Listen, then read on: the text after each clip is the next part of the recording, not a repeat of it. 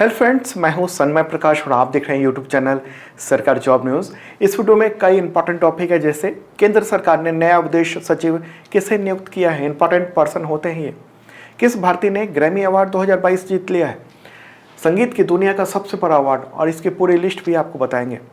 Diabetes की किस दवा से भारत में पहली बार दुर्लभ बीमारी के मामले सामने आए हैं, कौन सी दवा है ये, और संसद में इसके बारे में सरकार ने बताया है। केंद्र सरकार ने कॉमनवेल्थ गेम्स और एशियन गेम्स के एथलीट पर कितना खर्च करने का फैसला किया है। दोनों गेम्स इसी साल होने वाले हैं अलग अलग जगहों पे, उस पर भी बात करेंगे। आईसीसी महिला वर्ल्ड कप किसने जीता, और इस जीत के साथ ही कई सारे रिकॉर्ड भी बने हैं, अलग अलग खिलाड़ियों ने बनाए हैं, वो भी इंपॉर्टेंट है एग्जामिनेशन के लिए। हंगरी में लगातार चौथी बार प्राइम मिनिस्टर का चुनाव किसने जीत लिया है, और वो पुतिन के समर्थक माने जाते हैं, और हंगरी यूरोपीय देश है।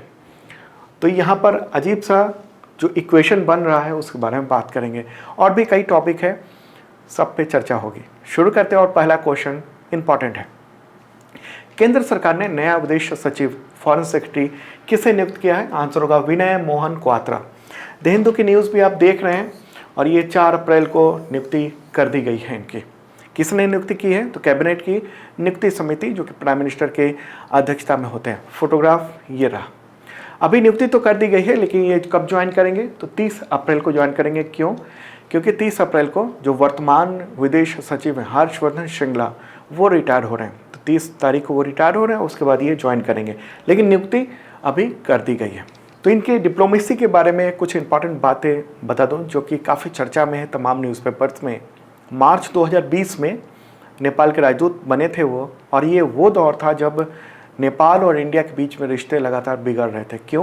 क्योंकि नेपाल के जो उस वक्त प्राइम मिनिस्टर थे केपी शर्मा ओली, उन्होंने एक नया मैप जारी किया था, और उसमें भारत का जो यहाँ वाला इलाका है उसको नेपाल के मैप में दिखा दिया था, और कहा था कि इंडिया ने कब्जा किया हुआ।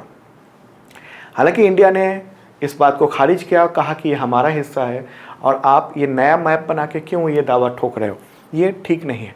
उसका रिश्ते इंडिया और नेपाल के बीच में बिगड़ गए थे। लेकिन जो मोहन क्वात्रा हैं, उनकी डिप्लोमेसी की वजह से ये माना जा रहा है कि नेपाल से भारत के संबंध सुधरे। नेपाल पहले चाइना की ओर चला जा रहा था, अब वो उसकी हालात सुधरा है, और जो वर्तमान जो प्राइम मिनिस्टर हैं शेर बहादुर देउवा, वो अभी हाल ही में इंडिया की उन्होंने यात्रा की, और कई सारे जो डिस्प्यूट थे उन सब पर कहा कि हम शांति से आपस में बात कर लेंगे, राजनीति नहीं करेंगे। मतलब इनकी डिप्लोमेसी की वजह से, क्वात्रा की डिप्लोमेसी की वजह से इंडिया नेपाल के संबंध और बेहतर हुए हैं। ओके, ये इंडियन फॉरेन सर्विस यानी भारतीय विदेश सेवा के 1988 बैच के अधिकारी हैं, और कई सारे जो सीनियर अधिकारी हैं उनको पीछे छोड़ते हुए अब विदेश सचिव के पद पर पहुंच गए हैं। प्राइम मिनिस्टर कार्यालय में भी वो काम कर चुके हैं, और 2017 से 2020 के बीच में फ्रांस में भी राजदूत रह चुके हैं, और उसी वक्त इंडिया ने रफाल खरीदा था फ्रांस से। चलिए आगे बढ़ते हैं, और ये बहुत ही इंपॉर्टेंट क्वेश्चन है। 64th ग्रैमी अवार्ड 2022, इसमें किस इंडियन म्यूजिक कंपोजर ने न्यू एज एल्बम कैटेगरी में अवार्ड जीत लिया है? आंसर होगा रिकी केज। न्यूज़ भी आप देख रहे हैं द हिंदू में। बेंगलुरु वे बेस्ट हैं, ये बेंगलुरु के रहने वाले हैं, और उन्होंने जीत लिया। ये फोटोग्राफ रहा। अब सवाल होगा कि किस एल्बम के लिए उन्होंने जीता है? तो डिवाइन टाइड्स के लिए। ओके, ये ध्यान में रखने की ज़रूरत है, किस एल्बम के लिए जीता है, तो क्वेश्चन हो सकता है। और किस कैटेगरी में जीता है? तो best new age album category में जीता है। ओके, फोटोग्राफ तो आप देख ही रहे हैं। और हाँ, ये दूसरी बार अवार्ड जीते हैं। इससे पहले 2015 में वो जीत चुके हैं। विंड्स ऑफ संसार एल्बम के लिए इनको अवार्ड मिला था, ग्रैमी अवार्ड। वो पहला ग्रैमी अवार्ड था 2015 का, और ये 2022 का जो अवार्ड है, ये दूसरा अवार्ड है डिवाइन टाइड्स के लिए। तो इंपॉर्टेंट बात है। जन्म हुआ था उनका अमेरिका में, नॉर्थ कैरोलिना में 1981 में, लेकिन वो उसके बाद वो भारतीय मूल के ही थे। उसके बाद वो इंडिया आ गए थे 8 साल की उम्र में ही, और बेंगलुरु में रह रहे हैं। आपको बताऊँ इंपॉर्टेंट बात कि वो डेंटल सर्जन भी हैं। ऑक्सफोर्ड डेंटल कॉलेज से उन्होंने डेंटल मेडिसिन में डिग्री हासिल की, लेकिन उन्होंने कभी प्रैक्टिस नहीं की। डेंटल सर्जन बनते ही उन्होंने म्यूजिक की दुनिया में कदम रख दिया, क्योंकि उनका जो पूरा मिशन था वो म्यूजिक ही था, और उसके बाद शानदार काम किया है और ग्रैमी अवार्ड जीत लिया। ग्रैमी अवार्ड दुनिया का सबसे बड़ा संगीत का अवार्ड माना जाता है। तो अब ग्रैमी अवार्ड्स की पूरी लिस्ट दिखा देते हैं। ये पूरी लिस्ट है, अलग अलग कई सारे अवार्ड्स हैं। तो उसमें एक तो ये भी है, डिवाइन टाइट्स के लिए रिकी केज को मिला है। इसके अलावा ये भी है पूरी लिस्ट, तो देख सकते हैं, स्क्रीनशॉट ले लें या इस वीडियो के डिस्क्रिप्शन में हमने फ्री में PDF भी दे दिया है, वहाँ से आप ले सकते हैं। ओके, अगला क्वेश्चन लेते हैं, लेकिन ये है चिल्ड्रंस म्यूजिक एल्बम में। पिछला वाला था वो नॉर्मल अवार्ड था जो पूरी लिस्ट आपने देखी थी, और ये क्वेश्चन होगा भारतीय मूल की किस संगीतकार ने best children music album category में ग्रैमी अवार्ड 2022 जीत लिया है। आंसर होगा इसका फाल्गुनी शाह। फोटोग्राफ ये रहा, इन्होंने जीत लिया है। किस एल्बम के लिए इनको अवार्ड मिला है? अ कलरफुल वर्ल्ड, ये रहा। ओके, इनका जन्म हुआ था मुंबई में, इंडिया में ही। हालांकि वो न्यूयॉर्क में चली गई थी अमेरिका, वहीं बस गई और अमेरिकी नागरिक हो गई। तो भारतीय मूल की हैं फाल्गुनी शाह, और इनको फालू के नाम से भी जाना जाता है। यहाँ तक कि जो ग्रैमी अवार्ड है उसमें जो विनर्स की लिस्ट है उसमें फालू ही लिखा हुआ है। और इन्होंने स्लम डॉग मिलेनियर जो मूवी आई थी उसमें AR रहमान के साथ काम किया था। अगला क्वेश्चन लेते हैं, और ये बहुत ही इंपॉर्टेंट, डायबिटीज़ से रिलेटेड नई बीमारी का पता चला है दवा की वजह से।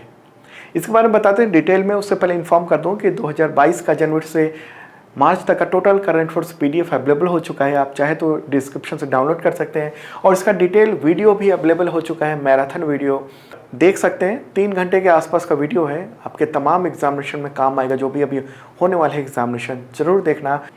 और आपको बताऊं कि आप मेंबरशिप ले सकते हैं sarkarjobnews.com का। 1 साल का मेंबरशिप है, इसके थ्रू आपको मिलता है करंट अफेयर्स का PDF every week, every month, tri month, half yearly और पूरे साल का, और पिछले सालों के भी PDF आपको मिल जाते हैं तैयारी के लिए। इसके अलावा वीकली मॉक टेस्ट होता है, एवरी संडे को करंट अफेयर्स का टेस्ट ले सकते हैं खुद का। Exam based monthly test series भी आयोजित होता है, जो कि तमाम जो भी सब्जेक्ट हैं उन सब के टेस्ट शामिल होते हैं, चाहे UPSC हो एग्जामिनेशन, चाहे SSC हो, रेलवे हो, वगैरह वगैरह सब कुछ। और 40% discount and book free shipping भी है। देख लेना, इस वीडियो के डिस्क्रिप्शन में PDF डाउनलोड करने के लिए एक इम्पॉर्टेंट आपके लिए प्लान है। अगला क्वेश्चन बहुत इंपॉर्टेंट है, डायबिटीज़ की किस तरह की दवा की वजह से भारत में पहली बार दुर्लभ बीमारियों के मामले सामने आए? आंसर होगा SGLT2 इनहिबिटर्स। ओके, और न्यूज़ आप देख रहे हैं द हिंदू में। इंपॉर्टेंट क्वेश्चन है, इंपॉर्टेंट टॉपिक है, इसलिए द हिंदू ने प्रमुखता से इस खबर को प्रकाशित किया है। और आपको बताऊं कि केंद्रीय स्वास्थ्य राज्य मंत्री डॉक्टर भारती प्रवीण पवार, उन्होंने एक सांसद के सवाल के जवाब में ये जानकारी दी है संसद में। और ये सवाल लोकसभा में पूछा था, सांसद हैं तमिलनाडु के P वेलुसामी, तो उन्हीं के जवाब में ये कहा गया है। और ऐसा टाइप 2 डायबिटीज़ के मरीज हैं जिनको ये दवा दी गई है, उन्हीं में इस तरह के मामले सामने हैं। मुख्य तौर पे कौन कौन से ये बीमारी है? तो मुख्य तौर पे जो बीमारी है वो फ्रैटिसिस नाइट्रोटाइजिन, वो उसको कहते हैं फार्नियर गैंग्रीन भी कहते हैं। गैंग्रीन एक बहुत ही खतरनाक बीमारी है, तो वो सामने आए हैं उस दवा की वजह से। ओके, और उस दवा की वजह से जो बीमारी है वो ख़ास तौर पर जेनेटल्स जो पार्ट्स हैं या उसके आसपास, यानी गुप्तांग और उसके आसपास ये संक्रमण का मामला सामने आया। और इस दुर्लभ बीमारी का पता कैसे चला? तो केंद्रीय स्वास्थ्य राज्य मंत्री डॉक्टर भारती प्रवीण पवार ने लोकसभा में ये कहा है कि तमिलनाडु से PVPI यानी फार्मो विजिलेंस प्रोग्राम ऑफ इंडिया ये चलाया जाता है। मतलब दवाओं की वजह से कोई इफ़ेक्ट या दवाओं के मामले में कोई भी गड़बड़ी तो नहीं हो रही है, तो उसके लिए फार्मो विजिलेंस प्रोग्राम ऑफ इंडिया है। ठीक है, तो उसी के तहत ये सब इंक्वायरी की गई थी। दरअसल हुआ ये था कि अमेरिका का जो फूड एंड ड्रग एडमिनिस्ट्रेशन है US FDA, उसने अपनी ड्रग सेफ्टी कम्युनिकेशन में ये कहा था वो जो दवा है उसकी वजह से दुर्लभ बीमारियों के मामले सामने आ रहे हैं, ख़ासतौर पर गुप्तांग और उसके आसपास बीमारियों के। तो इसी के बाद इंडिया का जो central drug standard control organisation है CDSCO, तो उसने भी इंडिया में इसकी जानकारी दी जो मार्केटिंग ऑथराइजेशन होल्डर्स है, उसके बाद इसकी जांच की गई।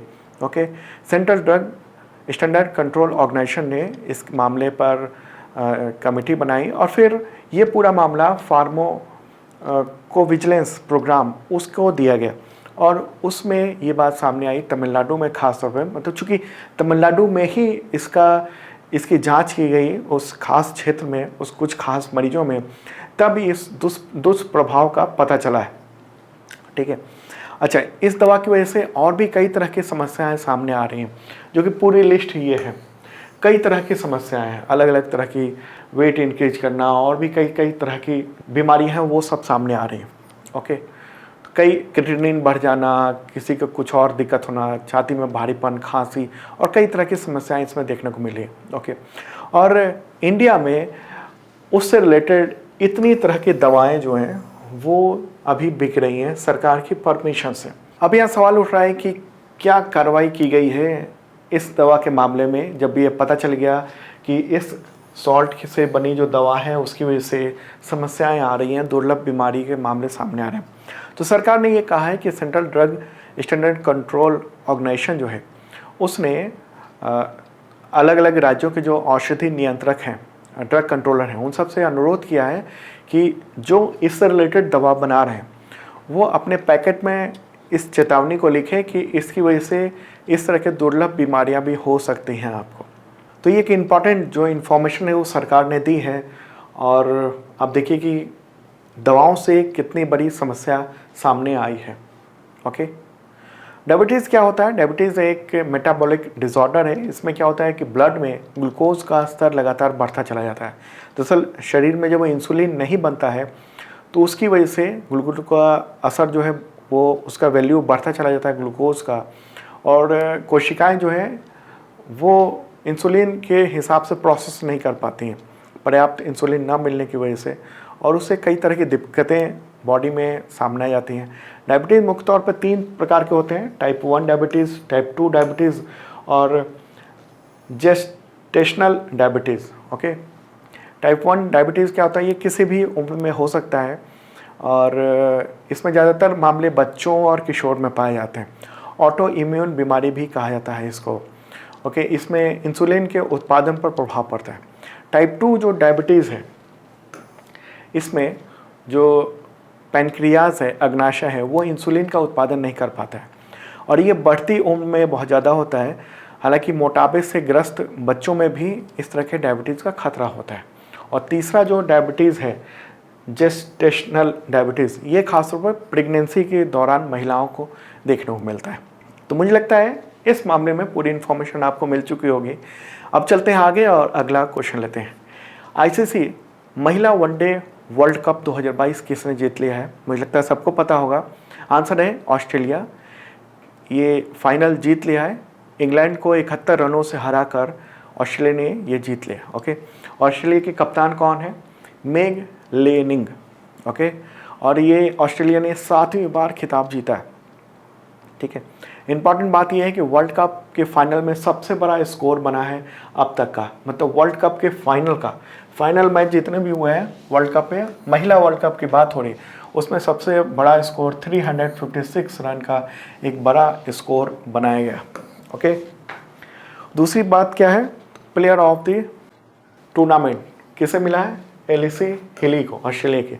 सर्वाधिक विकेट किसने लिया? तो सोफी एलेस्टोन इंग्लैंड की है, और सबसे ज़्यादा रन बनाने का जो स्कोर है वो एलिसी हेली को, ऑस्ट्रेलिया की है। टोटल 509 रन बनाए उन्होंने। ओके, अगला क्वेश्चन लेते हैं। आईसीसी महिला वर्ल्ड कप के फाइनल मैच में सबसे ज़्यादा 170 रन बनाने का रिकॉर्ड किस खिलाड़ी ने बनाया है? मतलब फाइनल की बात हो रही है, फाइनल में।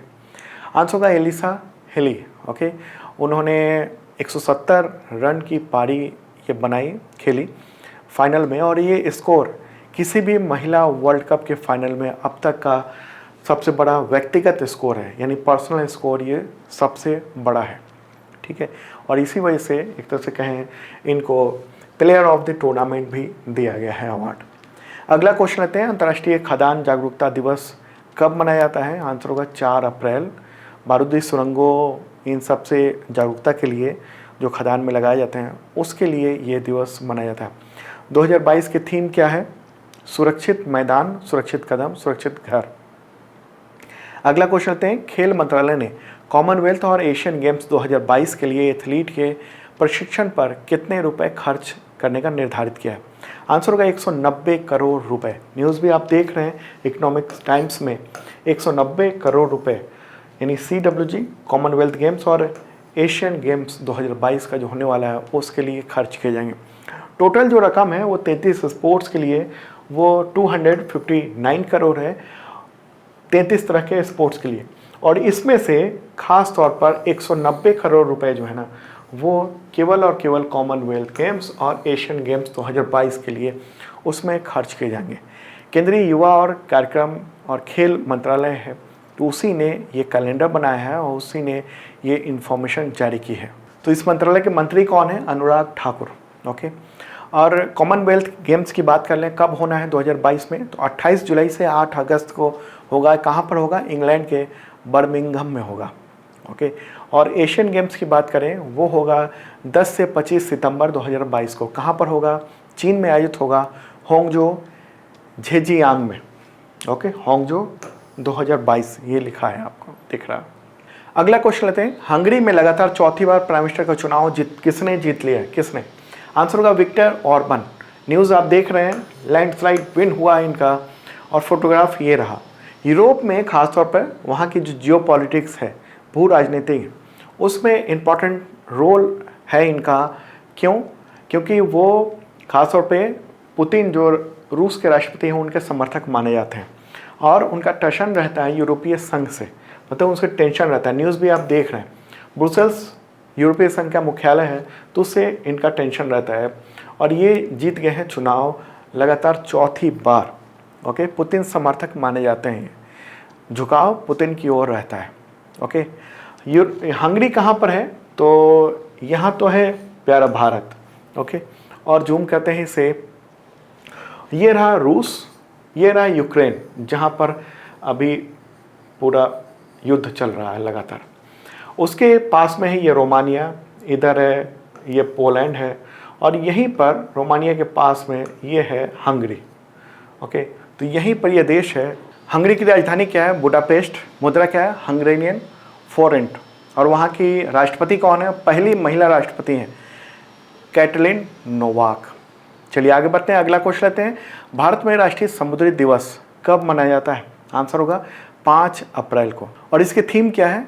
कोविड-19 से परे सतत शिपिंग। इंग्लिश में कहेंगे सस्टेनेबल शिपिंग बियॉन्ड कोविड-19। तो दोस्तों ये था टोटल करंट अफेयर्स आज का। कैसा लगा कमेंट बॉक्स में ज़रूर बताना। और आप इसका ऐप भी डाउनलोड कर सकते हैं सरकारी जॉब न्यूज़ का, और उसके थ्रू करंट अफेयर्स से रिलेटेड PDF और तमाम कंटेंट आपको मिल जाएंगे। अब मिलते हैं कल के वीडियो में।